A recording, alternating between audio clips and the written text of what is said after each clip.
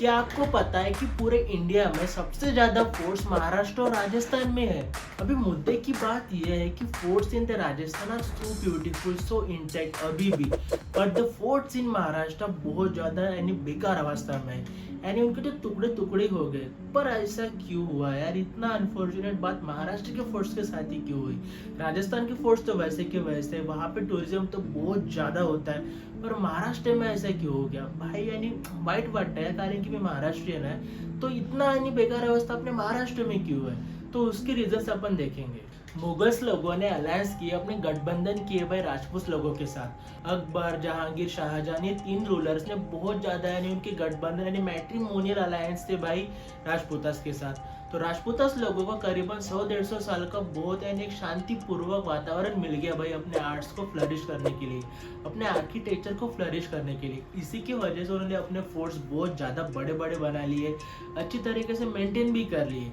और on the contrary with the Marathas भाई अपने पहले दिन से ही वो मुगल्स के अपोजिशन में थे। उनको भाई मुगल्स का शासन मान्य ही नहीं था, ठीक है। छत्रपति शिवाजी महाराज जो कि फाउंडर है मराठा एम्पायर के, उन्होंने अपने लास्ट मोमेंट तक के भाई मुगल्स को अपोज किया। आफ्टर हिम उनके जो लड़के थे छत्रपति संभाजी महाराज, उन्होंने भी अपोज किया। उनके बाद जो पेशवाज है उन्होंने अपोज किया ब्रिटिशर्स को। अभी बात देखो, after the death of Aurangzeb खाली मराठाज ही ऐसे थे अपने पूरे इंडिया में जो ब्रिटिशर्स को चैलेंज कर पाते। मराठा एम्पायर बहुत ज्यादा स्ट्रांग हो गया था, बहुत ज्यादा पावरफुल हो गया था। मराठास वेर द वन जो डिसाइड करते थे कि दिल्ली के तख्त पे कौन बैठेगा। अभी अगर अंग्रेजों को पूरे इंडिया पे कब्जा करना है तो उनको तो मराठा को हराना ही पड़ेगा ना। 1775 से लेकर 1819 तक के in the course of 45 years 3 लड़ाइयाँ लड़ी गई वहाँ पे। और अगर अपन यहाँ पे ग्वालियर की लड़ाई भी अगर गिनते हैं 43 की, 1843 की, तो 70 साल लगे भाई अंग्रेजों को मराठों को हराने के लिए। तो अंग्रेजों के दिल में मराठों को लेकर बहुत ज्यादा गुस्सा था कि इन मराठों की वजह से अपने को इतना टाइम लगा भाई, इतना अपना यानी पैसा बेच गया। तो उन्होंने तोहफे ला ला के, कैनन्स ला ला के यानी इंग्लैंड से इंपोर्ट करके यानी इतने बड़े बड़े तोहफे लाए और पूरे मराठों के जितने बड़े बड़े फोर्ट्स हुआ करते थे, एकदम ब्यूटीफुल फोर्ट्स हुआ करते थे, उनको तबाह कर दिया। जब 1857 का जब रिबेल हुआ था ना, मंगल पांडे वाला वो रिबेलियन, तो उनको लगा कि मराठे ना फिर से स्ट्रांग हो जाएंगे। तो उन्होंने फिर से 1857 में बड़े बड़े तोहफे बुला के फिर से मराठों की फोर्स को तबाह कर दिया। तो ये एक बहुत बड़ा रीजन है कि मराठों के जो फोर्ट्स है ना वो आज बुरी अवस्था में है, और बाकी के जो फोर्ट्स है वो बहुत ज्यादा ब्यूटीफुल, स्पेशली राजस्थान के फोर्ट्स बहुत ज्यादा इंटैक्ट है आज भी। अभी दूसरा जो इम्पोर्टेंट रीजन है क्लाइमेट।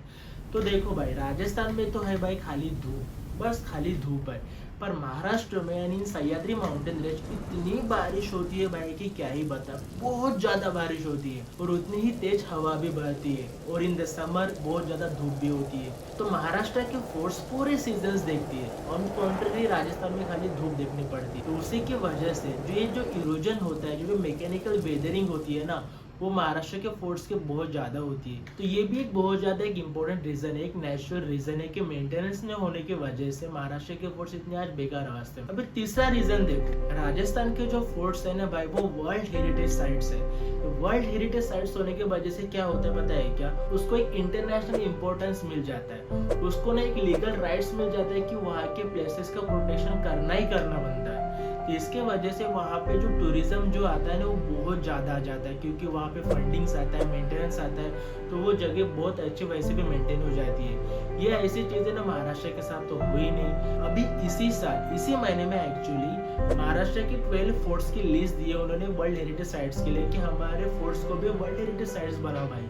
अगर ये ऐसा वर्ल्ड हेरिटेज साइट्स बन जाता है तो इसको भी एक इंटरनेशनल इंपॉर्टेंस आ जाएगा, यहाँ भी बहुत ज़्यादा टूरिज्म आएगा, और होपफुली कि अपना गवर्नमेंट यहाँ पे मेंटेनेंस करेगा।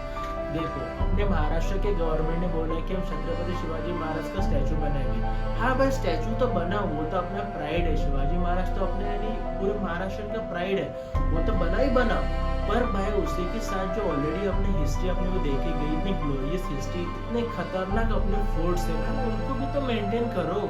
सो दीज आर द रीजंस कि जिसके वजह से महाराष्ट्र के फोर्ट्स इतने बेकार अवस्था में है और राजस्थान के फोर्ट्स इतने ब्यूटीफुल है। देखो भाई, मुझे किसी भी क्लैन के बारे में कुछ ऐसा बुरा नहीं बोलना है, I am just stating the historical facts. इसी टाइप की इंसाइट्सफुल और नॉलेजेबल वीडियोस देखने के लिए मेरे चैनल को लाइक करो, शेयर करो और सब्सक्राइब करो। That's all.